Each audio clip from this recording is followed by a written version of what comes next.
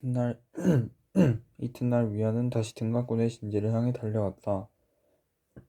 이놈들아, 어제의 복수를 하러 왔으니 덤벼라. 위안의 도발에 울돌굴의 등간꾼은 한꺼번에 달려나와 맹공을 펼쳤다. 그런데 위안은 처음에 내보내던 호기와 달리 금세 뒷걸음질 치기 시작했다. 등간꾼이 계속 그의 뒤를 쫓으려고 하자 맹액이 제지했다. 공명은 책략이 풍부한 자요, 저들의 함정일지 모르니 조심하시오. 울돌굴은 그 말을 받아들여 더 이상 위안을 추격하지 않았다. 다음 날 위안은 다시 등갑군을 자극했다. 그리고 조금 싸우는 신용을 하더니 또다시 후퇴하기 시작했다. 울돌굴은 어제보다 먼 곳까지 위안의 위를 쫓았지만 더는 무리하지 않았다. 다음 날에도 그 다음 날에도 위안은 날이 밝자마자 등갑군을 향해 성공을 펼쳤다. 그리고는 금세 말머리를 돌려 달아났다. 울돌굴은 매일 10리씩 더 멀리 위안의 군사를 쫓았는데 우려했던 일은 벌어지지 않았다. 어디에도 촉의 군사가 매복하고 있지 않았던 것이다.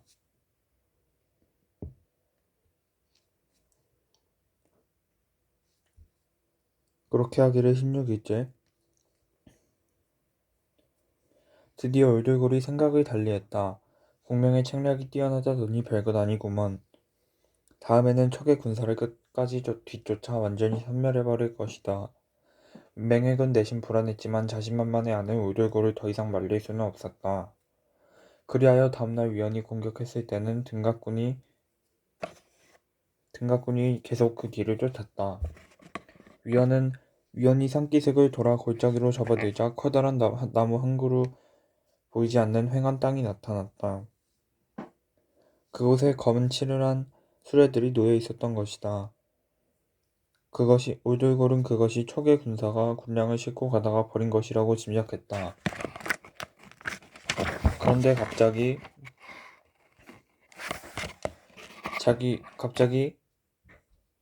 위안의 군사가 어디론가 사라져 보이지 않았다.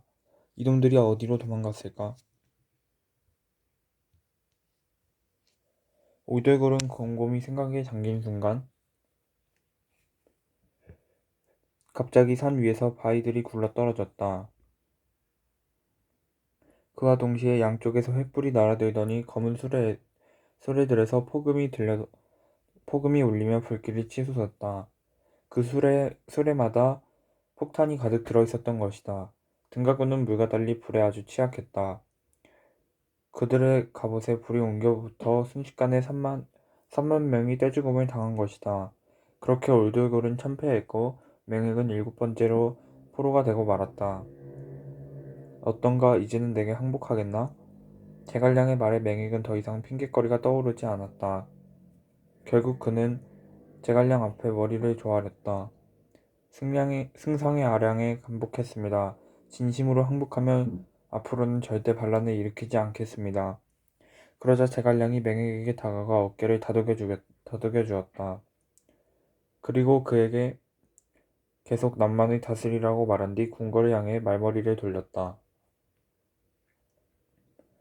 마침내 남만의 반란이 평정된 것이다.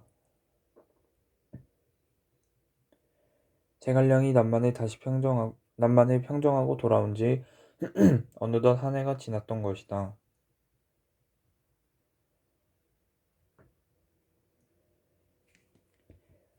그 시기 위에서는 또다시 큰 사건이 벌어졌다. 조비가 황위에 오르고 나서 7년 만에 겨우 40세의 나이로 갑자기 세상을 떠난 것이다. 태자의 조회가 새로운 황제가 되어 조진의 대장군 조율을 대삼아 화음을 세위 왕랑을 사도로 삼았다. 또한 적임자를 찾던 옹주 자리를 사마이가 자원했다. 전혀 예상치 못했던 조비의 사망 소식을 전해 듣고 제갈량은 깊은 고민에 빠졌다. 삼국의 정세가 급변할까봐 걱정스러웠던 것이다. 풋내기 조회가 황제가 되었으니 영악한 사마이가 어떤 꼼수를 부릴지 몰라 그의 재주가 비상하고 병법에도 밝아 이번 기회에 야심을 드러낼 가능성도 있지. 하루빨리 사마이를 제거하지 않으면 우리 촉에 큰 위협이 되겠구나. 이렇게 생각한 제갈량은 여러 대신과 장수들을 불러 모아 그 심각성에 대해 이야기를 나누었다. 그리고 사마이를 없앨 묘책을 묻자 마석이 앞으로 나서서 말했다. 사마이는 위의 선제 조비에게 충성을 다한 모사입니다. 하지만 조회와 사마이는 아직 서로에 대한 믿음이 깊지 않지요. 우리가 둘 사이를 이간질시킬 수만 있다면 틀림없이 조회가 사마이를 내칠 것입니다. 마석의 말에 제갈량이 관심을 보였다. 공에게 좋은 계책이라도 있어? 사마이가 영모를 준비하는 것처럼 소문을 퍼뜨리면 어떨까요? 사마이가 다스리는 땅에 그의 이름으로 조회가 황제감이 아니라는 경문을 써 붙여놓으면 반드시 큰 분란이 일어날 것입니다. 제갈량이 듣기에 마석의 계책이 그럴듯했다. 다른 대신들과 장수들도 기발한 생각이라며 동의해 그 일이 곧 진행되었다. 제갈량은 수십 명의 날름 병사를 뽑아 옹주 땅 곳곳에 사마이의 이름으로 된 경문을 붙이게 했다. 그러자 얼마 지나지 않아 위나라 전체가 발칵 뒤집히는 소란이 일어났다.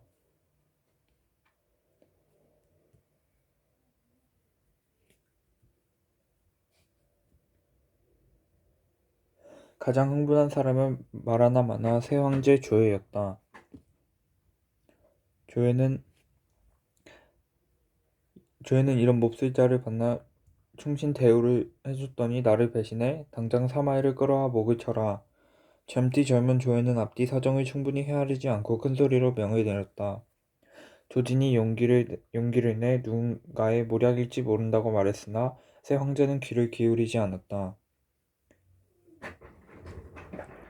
오히려 화음과 왕랑이 서둘러 사마이를 벌하라며 부추기자 조회의 판단력은 더욱 흐려졌다.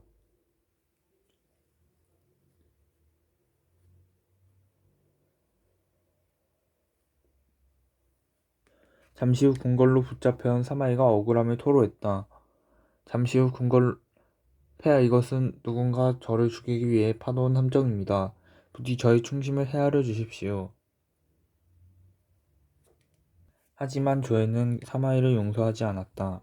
경문의 내용을 의심 없이 믿어 그의 관직을 빼앗고 옥에 가두었다. 다만 선제의 총애를 받았던 것을 고려해 목숨은 빼앗지 않고 곧 머나먼 시골로 귀양을 보내버렸다. 며칠 후 첩자로부터 그 소식을 전해들은 제갈량은 흡족한 미소를 지었다. 그는 내친김에 위를 치기 위해 출병을 결심했다. 조비가 죽고 사마이가 사라진 이때를 놓치면 언제 위를 손에 넣겠는가? 모든 장수들은 당장이라도 진격할 수 있도록 만반의 준비를 하라. 그리하겠습니다, 승상. 제갈량은 장수들을 불러 전열을 정비하도록 명한 뒤 황제 유선에게 출사표를 올렸다. 그 요지는 다음과 같았다. 신제갈량 황제폐하께 아뢰입니다. 촉을 세우신 선제께서는 천하를 통일하려는 큰 뜻을 품었으나 이루지 못하셨습니다. 그 뜻은 남겨진 우리의 몫이 된 바 폐하께서는 이번 기회를 놓치지 말고 부디 위를 치라는 명을 내려주시옵소서. 우리는 반드시 역적인 조씨 일가를 물리쳐 한나라 황실의 위엄을 다시 세우고 낙양을 도읍으로 삼아 옛 영광을 되찾아야 합니다. 폐하 위를 정복해 대업을 이루는 일에 제가 앞장서겠습니다. 그 임무를 맡겨주십시오. 죽음을 각오하고 출병하려는 제가 이렇게 출사표를 올리게 되어 기쁘기 한량 없습니다. 황제 유사는 출사표를 읽고 눈물을 글썽였다. 아버지 유비를 떠올리며 천하통일의 의지를 다진 황제는 제갈량의 뜻으로 출병을 허락했다. 제갈량은 스스로 대도독 역할을 자임한 뒤 군사의 편성을 재정비하여 모든 장수들에게 저마다 임무를 맡겼다. 그런데 주요 장수들 중 유독 한 사람에게는 별다른 말을 하지 않았다. 그는 다름 아닌 조온이었다. 승상께서는 어찌하여 제게 임무를 맡기시지 않습니까? 제가 옛날과 달리 나이가 들었다 하여 별 도움이 되지 않았을 것입니까? 별 도움이 되지 않을 것이라고 생각하시는 것입니까? 아닙니다, 장군. 제가 좋은 장군의 지략과 용맹을 가볍게 여길 리 있겠습니까? 다만 세월이 흘러 나이가 드신 것은 사실이니 행여 전투 중 위험에 빠지실까 두려워 임무를 맡기지 않은 것뿐입니다. 장군께서 혹시라도 잘못되면 그 슬픔을 어떻게 감당하며 병사들의 사기는 또 어찌하겠습니까? 부디 노여워 말고 저의 생각을 헤아려 주십시오. 그 무렵 제갈량은 오랜 세월 동고동락해온 한 장수를 잃어 깊은 슬픔에 잠긴 적이 있었다. 마초가 병을 얻어 세상을 떠난 것인데 그 아픔이 아직 선명해 조은을 전장으로 데려가고 싶지 않았던 것이다. 하지만 제갈량의 설득에도 조은은 단호했다. 저는 선제 때부터 단 한 번도 전투를 회피한 적이 없습니다. 설령 죽음이 눈앞에 있다고 해도 대의 명분을 위해 전장으로 달려갔지요.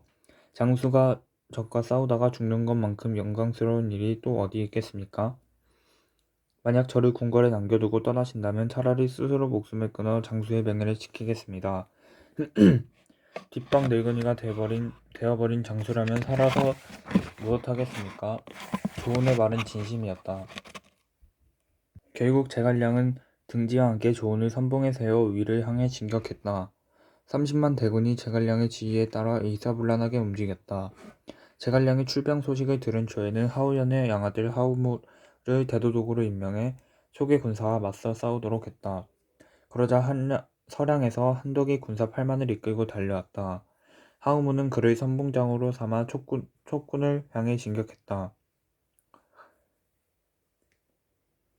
그에게는 네 아들이 있었는데 하나같이 혈기가 넘쳐 전투를 두려워하지 않았다. 조자량은 어디 있느냐? 나랑 한번 무예를 겨뤄보자. 조은의 명석을 익히 알고 있던 한덕이 큰 소리로 도발했다. 그러자 조은도 망설이지 않고 앞으로 달려왔다. 누가 나의 이름을 함부로 부르느냐? 내가 비록 늙었으나 너 정도는 문제없다. 그때 한덕의 맏아들이 먼저 조은을 향해 덤벼들었다. 하지만 조은의 상대가 되지 못해 단칼에 목숨을 잃고 말았다. 그것을 목격한 둘째 아들과 셋째 아들, 넷째 아들도 잇따라 달려들었다. 하지만 모두 조은의 칼을 불기에 객이 되고 말았다.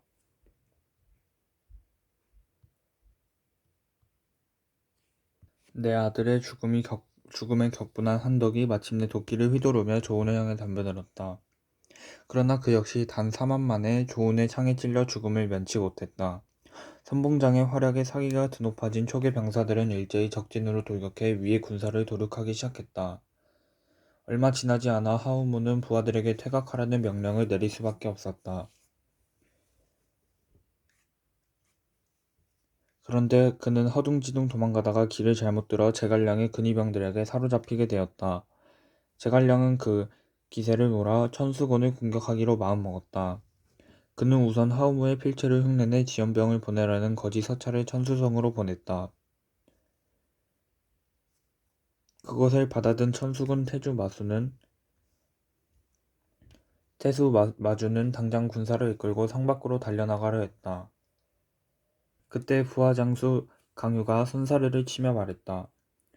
이것은 틀림없이 공명의 계략일 것입니다. 태수께서 군사를 데리고 밖으로 나가시면 그 틈에 성을 빼앗으려고 들 것이 분명합니다. 아마도 성 근처에서 이미 군사를 매복시켜 두었을 것입니다. 마준이 듣기에 강유의 말이 그럴듯했다. 자네의 걱정이 괜한 것은 아닌 듯 하구려. 그럼 어떻게 해야 되겠나? 제가 군사 3천을 데리고 성 안에 숨어 있겠습니다. 태수께서는 지원 요청에 응하는 척 군사를 이끌고 성 밖으로 나가 10리쯤 갔다가 다시 되돌아오십시오. 그러면 성 안으로 들어와 있던 공명의 군사가 앞뒤로 갇히는 신세가 될 것입니다. 우리가 양쪽에서 공격을 펼치면 전투에서 손쉽게 승리할 수 있습니다. 그와 같은 강유의 계략은 놀라운 것이었다. 마준이 군사를 이끌고 성을 나왔다는 보고를 받은 제갈량은 아무런 의심 없이 조은으로 하여금 공격을 감행하게 했다. 그리고 그 결과는 강유의 예상대로 협공을 당한 조은의 참패였다. 그 소식을 들은 제갈량이 두 눈을 동그랗게 뜨며 물었다. 아니 나의 수를 훤히 꿰뚫어 본 자가 누구더냐? 그러다 천수군의 사정을 잘 아는 한 장수가 말했다. 그자는 강요일 것입니다. 천수군 기현 사람으로 자는 백약이지요. 그는 지략이 매우 뛰어난 장수인데 효심 또한 깊기로 유명합니다. 그 설명을 들은 조은도 전투 중에 보았던 강유의 무예 솜씨에 대해 극찬했다. 비록 적장이고 협공을 당하는 처지였으나 그의 몸놀림이 워낙 출중에 관심을 갖지 않을 수 없었던 것이다. 제갈량은 강유를 물리치지 않으면 이번 전투에서 승리하기 어렵다고 판단했다. 아울러 그를 설득해 자기 품에 안고 싶다는 소망도 가졌다. 그처럼 지략과 용맹함을 갖춘 장수는 흔치 않았기 때문이다. 제갈량은 곧 새로운 계략을 궁리했다. 군사 중 일부를 선발해 강유의 어머니가 살고 있는 기현을 공격하라. 모름지기 효자라면 전란에 고통받는 어머니를 외면하지 못할 것이다. 모자 사이의 인정을 이용한 제갈량의 계략은 적중했다. 강유는 어머니의 안위를 걱정하다가 천수성을 떠나 기현성으로 달려갔다. 강유가 기현성의 문을 굳게 닫고 초계 군사와 대치 중이라는 보고를 받은 제갈량은 그 계략의 다음 단계를 실행했다. 그가 생포했던 하우물을 풀어주며 말했다. 네가 자네의 목숨은 살려주겠네. 그 대신 기성으로 가서 강유에게 항복을 권유해주게. 죽음의 수렁에서 나를 건져주었으니 공명선생의 말을 따르겠소. 하우문은 안도의 한숨을 내쉬며 재빨리 촉의 진지를 빠져나왔다. 그는 제갈량 앞에서 했던 말과 달리 기성으로 가서 다시 전열을 정비할 작정이었다. 그런데 기성에 다다르기 전에 강유가 이미 항복했다는 소식이 들려왔다. 이런 큰일이군. 천수성의 마준에게 가서 도움을 청할 수밖에 없겠어. 그 길로 말머리를 돌린 하우문은 천수성으로 가서 강유가 항복했다는 이야기를 전했다. 한편 기현성을 방어하던 강유는 군량이 적어 어려움을 겪고 있었다. 그러던 어느 날 강유가 성로에 올라 밖을 보니 초계 군사들이 수십 대의 술에 곡식을 실어 어디론가 가고 있었다. 강유는 즉시 3천 군사를 데리고 나가 수레행렬을 습격했는데 초계 병사들은 별 저항 없이 모두 주랭랑을 졌다. 물론 그 역시 제갈량의 계략이었다. 강유가 자리를 비운 틈을 타 위원이 이끄는 병사들이 기현성을 함락시킨 것이다. 갑작스러운 사태에 깜짝 놀란 강유는 도움을 청하기 위해 천수성으로 말을 달렸다. 하지만 하우무를 통해 잘못된 정보를 들은 마주는 그를 반기지 않았다. 저자에게 화를 쏴라. 마준의 공격 명령은 강유는 이해할 수 없었다. 대체 왜 이러십니까, 태수님? 네가 공명에게 항복한 것을 모를 줄 아느냐? 너를 죽일 것이다. 간신히 화살 세례를 피한 강유는 더 이상 도움을 청할 곳이 없었다. 어머니를 두고 멀리 떠날 수도 없던 그는 일단 숲속으로 몸을 피해야겠다고 생각했다. 그때 제갈량이 작은 수레를 타고 강유 앞에 나타났다. 백약, 내게 항복하여 촉의 앞날에 힘을 보태지 않겠나? 제갈량은 정중한 말투로 강유를 설득했다. 사실 강유도 일찍이 제갈량의 지략과 댐데미에 대해 들은 바가 있어 흠모하는 마음이 있었다. 결국 몇 번의 설득 끝에 강유는 제갈량 앞에 무릎을 꿇었다. 일어서게 백약, 나는 자네를 포로로 대할 생각이 전혀 없네.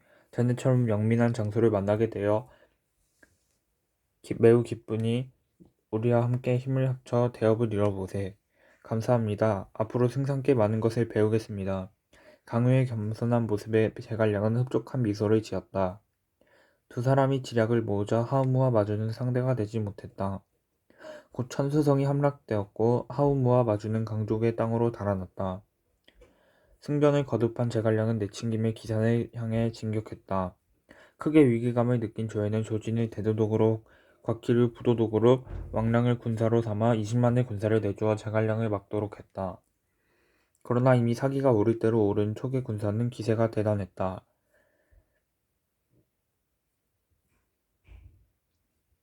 조진과 곽희는 몇 차례 전투에서 패하더니 급기야 제갈량의 자중질환 작전에 걸려들어 치명타를 입었다.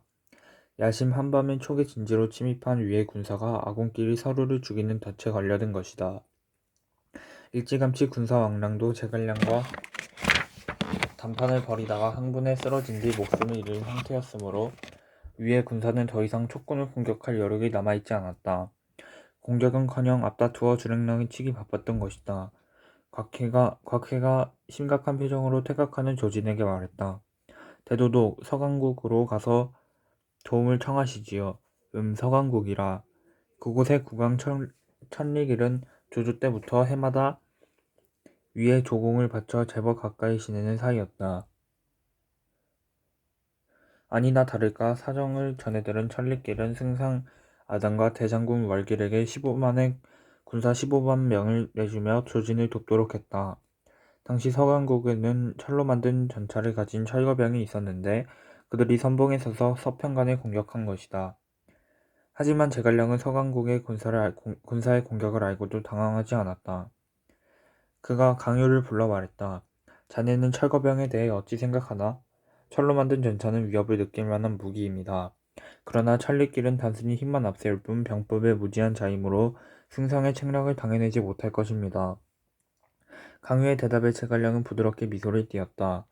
자신의 판단과 강유의 생각이 다르지 않았기 때문이다. 제갈량이 다시 말문을 열었다. 자네가 나의 책략대로 움직여보겠나? 내 무엇이든 분부만 내리십시오. 강유는 이미 제갈량을 누구보다 믿고 의지했다. 제갈량의 명이라면 목숨까지 걸 자세가 되어 있었던 것이다. 제갈량의 말이 이어졌다. 자네는 내일부터 날마다 출병하여 서강국의 군사를 자극하게. 그러다가 철거병이 모습을 드러내면 즉시 후퇴해야 하네. 무슨 말인지 잘 알겠습니다, 승상. 제갈량과 강유는 굳이 길게 말하지 않아도 서로의 마음이 통하는 것을 느꼈다. 이튿날부터 강유는 자신이 맡은 임무를 충실히 수행했다. 그렇게 하루 이틀 시간이 흘러 새밑이 가까워졌다. 이제 때가 되었네. 이번에는 철거병은 우리의 진지까지 유인하게. 마침내 제갈량은 강유를 불러 서강국 군사에게 일격을 가할 순간이 됐음을 알렸다. 오랫동안 초기 군사가 치고 빠지기를 반복해 화가 나 있던 아당과 월길은 곧 강유의 괸에 빠져 초계 진지에 가까이 쫓아왔다. 혹시 적이 매복하고 있지는 않을까요? 대장군 월길이 미심쩍은 얼굴로 아단에게 물었다. 그런 걱정은 할 필요 없네. 우리를 기만하며 달아나기 바쁜 자들이니 이번 기회에 혼쭐을 내주세. 아단은 추위에 떨며 한시라도 빨리 전쟁을 끝내고 싶어 했다. 오랜 시간 강유가 후퇴를 거듭한 까닭에 촉의 전력을 우습게 여겼던 것이다. 하지만 그 모든 것이 제갈량의 책략이었다. 그는 미리 관음과 장포에게 진지와 가까운 산전성이 아래에 군사를 매복시켜 두도록 했다. 여름과 달리 마땅히 몸을 숨길 수풀이 없었지만 오히려 그 점이 적을 안심시켜 방심하도록 만들었던 것이다. 서강국의 철거병이 촉의 진지로 들어선 순간 아담과 월길은 심상치 않은 분위기를 느끼며 주위를 두리번거렸다. 오색의 깃발들만 무수히 펄럭일 뿐 이상하게 주위에 촉의 군사가 하나도 보이지 않았던 것이다. 아무래도 찜찜한걸. 월길이 혼잣말을 내뱉으며 인상은 찌푸리던 바로 그때 매복해 있던 촉의 군사가 사방에서 진지로 달려들었다. 아무리 뛰어난 무기를 가졌다 한들 그것을 써먹을 기회가 없으면 무용지물인 법. 서강국의 철거병은 촉의 공격이 속수무책으로 당하며 뿔뿔이 흩어졌다. 대장군 월길은 관흥의 창에 찔려 목숨을 잃었고 아다는 달아나다 장포의 병사들에게 사로잡히고 말았다. 서강국의 철거병마저 촉의 군사를 당해내지 못하자 조에는 근심이 깊었다. 그때 그의 머릿속에는 단 한 사람 사마이가 떠올랐다.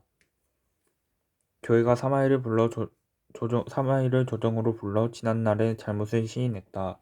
충신인 그대를 오해 귀양까지 보냈던 나의 어리석음을 용서하시오. 저는 이미 지난날의 일을 모두 잊었습니다. 항상 그래왔듯 폐하를 위해 충성히 다하겠습니다. 조회는 흔쾌히 충성을 맹세하는 사마이를 평소도독으로 임명했다. 군사에 관한 정권을 부여받은 사마이는 곧 20만의 대군을 이끌고 전장으로 달려갔다.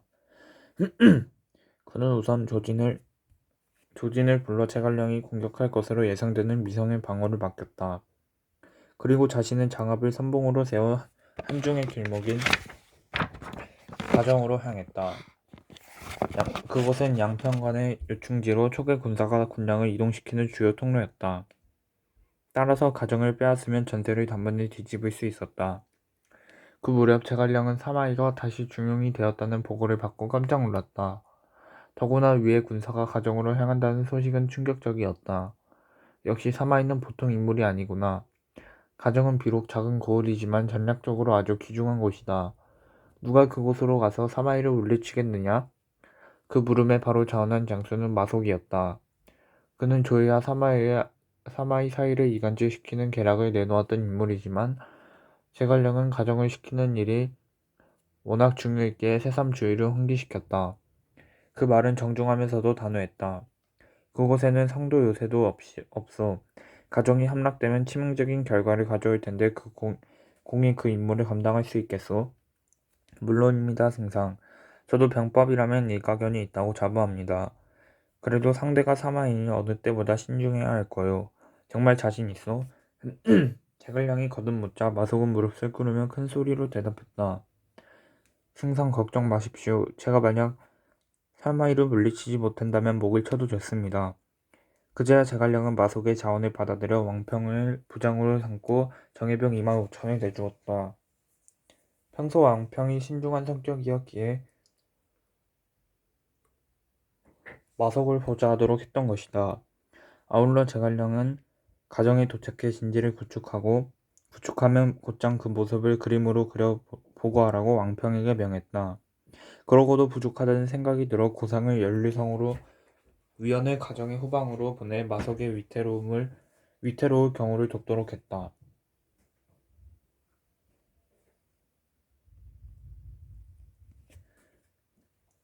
얼마 후 마속과 왕평은 가정에 이르러 지형을 살펴보았다. 이곳저곳 휘둘러본 마속이 왕평에게 말했다.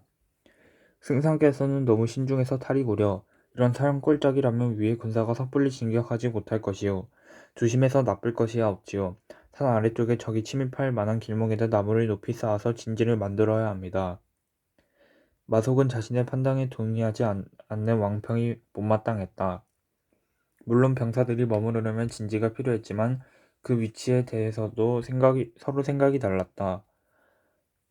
왕평이 산 아래쪽에 진지를 만들어야 적을 막아내기 쉽다고 말했지만 마속은 산 위쪽이 더 좋다며 고집을 부렸다. 산 위쪽에 지내셨다가 적들이 에워싸면 큰일입니다. 그곳에서는 식수도 구하기 어렵습니다. 왕평의 염려에 마속이 짜증 섞인 목소리로 대꾸했다. 왕장군은 내가 주장이라는 사실을 잊었소? 나의 명을 따르기 싫으면 5천의 군사를 줄 테니 마음대로 해보십시오. 결국 왕평은 본진에서 물러나 5천의 군사를 데리고 산 아래쪽에 진지를 만들었다. 그리고 자신과 마속의 진지 모습을 그려 제갈량에게 보냈다. 그로부터 얼마 뒤 사마이가 대군을 이끌고 가정에 다다랐다. 그는 조심스럽게 주변 지형을 살펴보다가 산 위쪽에 진을 치고 있는 초계 군사를 발견했다. 옳거니 어쩌면 이번 전투는 쉽게 승리할 수 있겠구나. 하늘이 우리를 도와 어리석은 적장이 이런 곳에 진지를 만들었으니 말이다. 사마이는 크게 웃음을 터뜨리며 곧장 산 뒤쪽으로 병사들을 이동시켰다. 그리고는 산 위로 올라가 마속의 진지를 포위했다. 그제야 비로소 마속은 잘못을 깨달았지만 돌이킬 수는 없는 일이었다. 며칠이 지나지 않아 식소가 바닥을 드러내 초계 군사는 너나 없이 갈증에 허덕였다. 게다가 그런 상황을 놓치지 않고 사마이가 화공을 펼치자 마속이 이끄는 병사들은 앞다투어 주렐랑을 치기 바빴다. 마속도 말을 몰아 산 아래쪽으로 달아나는 신세가 되었다. 왕평이 그의 모습을 보고 달려나와 구해주지 않았다면 마속은 꼼짝없이 죽음을 당했을 것이다. 한편 제갈량은 왕평이 보낸 그림을 살펴보며 점점 표정이 굳었다. 아, 이 노릇을 어떻게 하면 좋단 말인가? 마속의 잘못으로 병사들이 개죽음을 당하게 되었구나. 제갈량은 급히 지원군을 보내려고 했으나 소용없는 일이었다. 곧 가정을 빼앗긴 것은 물론이고 연류성까지 적의 수중에 들어갔다는 보고가 올라왔기 때문이다. 제갈량은 모든 장수들에게 즉시 퇴각하라는 명령을 내렸다. 장인에게는 검각으로 가서 퇴로를 열게 하고 관음과 장포는 무공산으로 가서 적의 추격을 따돌리게 했다. 강유와 마대에게는 후퇴하는 본진의 후방을 방어하라고 명령했으며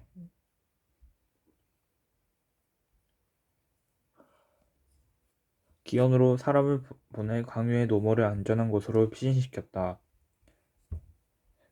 아울러 자신은 군량을 옮긴 5천의 군사를 이끌고 서성으로 향했다. 그런데 서성에 다다르자마자 제갈량에게 급보가 날아들어왔다. 사마이가 대군을 이끌어 이쪽으로 몰려오고 있습니다. 천하의 제갈량도 그 소식을 듣고는 당황했다. 그나마 5천의 군사 중 상당수가 군량을 싣고 다른 곳으로 떠난 데다 쓸만한 장수도 누구 하나 곁에 없었기 때문이다.